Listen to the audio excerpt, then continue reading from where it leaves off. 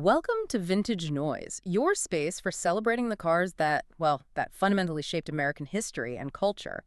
Today, we are taking on a true legend of the pavement, the Chevrolet Bel Air. It's an icon. The Bel Air nameplate ran for decades, from 1950 all the way to 81. But for restorers, for the real enthusiast, the sweet spot is definitely the late 50s and early 60s. Absolutely, the era of fins and chrome. And the visual impact of these cars is just undeniable. But our mission today is to pull back that curtain and show you why restoring one of these classics back to factory original condition demands more than just elbow grease. Oh, much more. It requires you, the restorer, to essentially become a forensic detective, tracking these tiny, often confusing details across multiple years of production. And that detective work, that whole journey, it really begins with the heart of any classic car, the engine. Specifically, decoding the vast and frankly contradictory lineage of the Chevrolet V8. Okay, so let's unpack this complexity. Chevrolet established its V8 dominance starting in 1955 with the legendary 265 cubic inch small block. Yes, the foundation, right? That's the foundation, correct. But here's where the family tree, it branches aggressively and causes real confusion. Because running alongside that small block, you had the massive W Series engine, which debuted in 1958 at 348 CID. And that's the one that leads to the 409. That's the one that leads directly to the famed 409, which ran from 61 to 65. And just to confuse things even more, the truly distinct big block engine, the one most people think of, that didn't even arrive until 1965, starting at 396. Exactly. So you have three separate overlapping V8 families all running in Chevrolet passenger cars, often at the same time. Concurrently, yeah. And that complexity is magnified, 1,000 times when you try to verify the authenticity of an engine block today? I hear it's because of the engine code dilemma. That's what we call it. Chevrolet was a master of efficiency, and that meant they recycled engine suffix codes. Wait, hold on. If the suffix code is supposed to define the engine, horsepower, displacement, the carburetors, how can they just reuse the same letters? It's fascinating. The same suffix code could legitimately represent a high horsepower big block one model year, only to be assigned to a completely different low horsepower small block the very next year. If you only look at that three-letter code, you are just guessing. That sounds like a complete minefield. So if a restorer pulls a block out of a car, what is the mandatory sequence they have to follow to guarantee what they have is factory correct for their Bel Air? It's a mandatory two-step process. No skipping. Step 1. You have to locate and decipher the engine casting date code. That number tells you definitively the model year the block itself was physically made. Okay, so the date code first. Always. Then step 2 is matching that date code with the engine suffix code. Only the combination of those two pieces of information can accurately identify the cubic inches, the horsepower, the equipment it came with, and crucially, the original vehicle application marked as P8 for passenger car. So the suffix is useless without the date code. Totally useless on its own. And speaking of codes, let's zoom in on the actual language stamped on the block. I know restorers have to be incredibly careful just reading the date stamps themselves. Oh, this is a detail that separates the hobbyist from the expert. Yeah. The engine plant stamp format, it actually changed in 1957. And whether the block was stamped at Flint, which is F, or Tonawanda, T, the assembly date could get tricky. For decades, the stamping plants did not use the numeric digit 1. They didn't use the number 1. What did they use? They substituted the capital letter I. The letter I for the number 1. That's an incredible historical manufacturing quirk. It is, and it creates so much confusion, especially when the date and the suffix code run together. I mean, imagine seeing a stamp reading F4IID. A quick glance, you might think the suffix code is IID. Right, yeah. But knowing the rule, you realize that I stands for the 11th day of the month. So the suffix code is probably just D. If a restorer misses that tiny substitution, they could easily misidentify the entire engine. And throw their whole restoration plan off entirely. Wow. Exactly. That is true dedication to nuance. Now let's pivot to another stamp restorers often dread finding, the CE mark. What does that instantly tell us, and why does it cause so much frustration? So CE stands for Chevrolet engine, and it means it's a service replacement engine. These were made, mostly during the 60s and 70s, to be drop-in warranty replacements for faulty original engines. Okay, so it's a genuine Chevy part. It is, but the core issue is that Chevrolet used CE broadly across the board. It didn't matter if the original engine was a small block 283 or a big block 427. So its specific history is basically erased. You know it's a replacement, but you can't prove what it replaced, and that's the headache for a period-correct restoration. That's the headache. But let's step away from the headaches for a minute and just appreciate the sheer variety of performance these Bel Airs offered, sticking to those PA passenger car applications. Give us some of the high-water marks from that era. What were the hot ones? Well, the Bel Air era had some incredible small block performance. I mean, think of the 1958 283 engine that put out 270 horsepower using two 4-barrel carburetors that was coded CU. 2 4-barrels, wow. Or jump forward a year to 1959.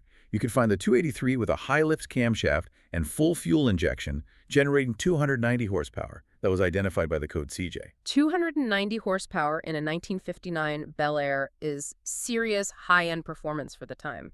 That must have been an absolute beast on the street. It was a monster. I bet finding one of those factory fuel-injected code CJ engines today is, what, like winning the lottery? It truly is. And if you needed more cubic inches, the W Series 348 engines, they offered combinations like the 1959 model that generated 315 horsepower, equipped with 3 2-barrel carbs and a high-lift cam. That was the GB code. Just a vast range of options, straight from the factory. That's what makes them so compelling. And that obsessive focus on customizing performance, it didn't stop under the hood, did it? It bled directly into the bodywork, which moves us right into the restoration spotlight. The chrome, the trim, and just the sheer completeness required. It really does. If engine decoding is detection, then tracking down the correct trim parts is like historical cartography. I like that. So even closely related models in the full-size line, Bel Air, Biscayne, Impala, they all use distinct exterior parts, right? Changing year to year. Annually. Look at the rocker panel moldings, those long strips of stainless steel along the bottom of the doors. Chevrolet cataloged the 64 Bel Air rocker panel as a narrow style. Okay. And that was technically compatible with 61, 62, and 63 passenger cars. But if you mistakenly installed a wider Impala molding from the same year, the contours of the body or the mounting clips, they just wouldn't align. The whole look is wrong. It's the small things that define the year, isn't it? You can tell a 59 from a 60 just by the taillight panel, even though the body is so similar. Exactly. And the level of detail required for originality is almost unbelievable when you look at something like the radio antenna system. I mean, they didn't just offer one antenna. Right. The antenna system alone shows this annual obsession. Even the bezel, that small mounting ring on the fender, it changed constantly. There's a unique part number for 1958. A different style that covers 59 and 60. And then another one for 63, 64. And you needed different antenna assemblies entirely depending on location. Front versus rear, left versus right. Even the coax cable lengths had specific part numbers. A 7-foot cable for a front antenna versus a dedicated 15-foot cable if you were running it to the rear deck. You have to have the right part number or it just won't fit or look right. It won't work. It makes perfect sense why restorers rely on those massive parts manuals. Let's talk about some core structural stuff. Even something as basic as the gas tank wasn't universal across these years. Not at all. The full-size passenger car gas tank was unique for the 1958 model year. Then it changed for 59 and 60. And it changed again for the 61 to 64 body styles. Which means everything attached to it, the straps, the gaskets, they're all specific to those small year ranges too. Exactly. And while a lot of owners are focused on originality, they are often looking for modern components that fit the vintage shell, especially with electrics. That's where you see specialized parts come into play. For instance, the neutral safety and backup lamp switch for 58 through 64 cars was specifically for power glide automatics. But here's the key detail. The part number explicitly excludes super sport models. Why is that? Because they often had a different console or a different transmission linkage that required a separate switch, a totally different part. And for the owners of those beautiful Bel Air convertibles, the complexity of restoration just multiplies, especially with seals and weather stripping. Oh, the weather stripping is absolutely critical. While the main convertible top header seal covers a broad range, 58 to 64, once you move to the pillar post weather strips, which seal the side windows to the windshield frame, the specificity just explodes. Different parts for different years. Distinct parts for 55 to 58 hardtops and convertibles. Another specialized set for the 59 and 60 convertibles. And then another different design for 61 to 64.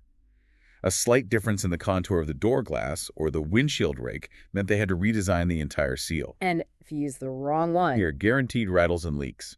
That obsession with originality, from engine suffixes down to the rubber seals, it transitions perfectly into our final segment. The often forgotten documentation and decals. It's not just the car parts you need to find, it's the original paperwork. The mandatory documentation that came with these cars is so fascinating because it gives us a real window into the driving safety culture of the 50s and 60s. Take the jacking instructions. Right. They weren't just a scribble. They were detailed diagrams showing the exact placement of the jack, front jack location inboard of the parking lamps, and the rear location outboard of the bumper bolts. And the warnings were severe, right. They explicitly told you to apply the brakes, block the opposite diagonal wheel, and emphatically, do not get under the car while it's on the jack. Which suggests that ignoring that basic safety advice was unfortunately common back then. Yeah, I'd say so. Absolutely. And then there are warnings for performance features we completely take for granted today. Consider the limited slip differential warning decal. It had its own part number in 1958. And what did it warn you about? This label warned the owner that if one rear wheel was raised off the ground, the opposing wheel may still drive. That's a huge operational hazard if you don't know that. A really big deal. It is. The decal also advised owners not to run the engine unless the transmission was in neutral or park, which was essential safety instruction. It wasn't a suggestion. It was mandatory knowledge for operating that car safely. So the restoration scope really encompasses everything, even the maintenance instructions and the aesthetics under the hood. And that brings us to the decal culture. The horsepower decals were the definitive proof of performance. These were typically small valve cover decals that announced the engine's rating. And you could find everything from, what, 170 horsepower? The 170 HP decal, DC400, all the way up to the potent 425 HP decals, the DC211. These weren't just decoration. They were vital identifiers for mechanics and, bragging rights for owners. Absolutely. And beyond performance, the simple operational decals were crucial too. I always loved the bright orange and black keep fingers clear fan caution decal. A very necessary visual warning in a time before sophisticated fan shrouds and shielding. So when you look at the whole picture, from the unique trim parts, the specialized electrical components, all the way down to the paperwork and the correct fasteners, it really validates why this requires such meticulous effort. That's why restorers rely on specialized kits. I mean, think about the 1963 Bel Air. There was a 190-piece fastener kit dedicated just to the factory screws and bolts used under the hood and in the trunk. 190 pieces. Just for fasteners. That is the definition of detail. It's the sheer specificity of every component and every dimension. And speaking of dimension, this brings us back to that engine complexity one last time. Okay, what's the most fundamental, maybe counterintuitive piece of engine information we've covered? This is a nuance only deep engine collectors truly appreciate. The dimensional difference in the early big blocks that were meant for trucks. The 366 and 427 truck big blocks were separate castings from the automobile versions because they were physically 0.4 inches taller. 0.4 of an inch? Less than half an inch? Precisely. That small dimensional difference meant the blocks were completely non-interchangeable with passenger cars. It impacted everything from oil pans to intake manifolds. That 0.4-inch difference is the kind of precision demanded when restoring these cars. That is an incredible detail. It proves that even in the era of seemingly big, simple V8s, engineering was an intricate, segmented art form. We've gone from decoding the mystery of I for one in assembly codes to why your convertible top seal had to be year-specific. And why the original limited slip decal was a matter of actual safety. The Bel Air's enduring legacy isn't just about its flashy style, but about the deeply detailed, meticulous engineering that makes maintaining it such a compelling intellectual challenge. So this raises a final question for you, the classic car enthusiast, to mull over. If a mere 0.4-inch difference in block height separates truck and passenger big blocks in the 1960s, requiring completely different parts catalogs, how many seemingly minor dimensional or software-driven differences exist in modern cars, driven by today's optimization, that will make restoration 50 years from now an even greater game of precision and patience? Something to ponder as you look at your garage or maybe the parts manuals for your next project. Thank you for joining us on Vintage Noise.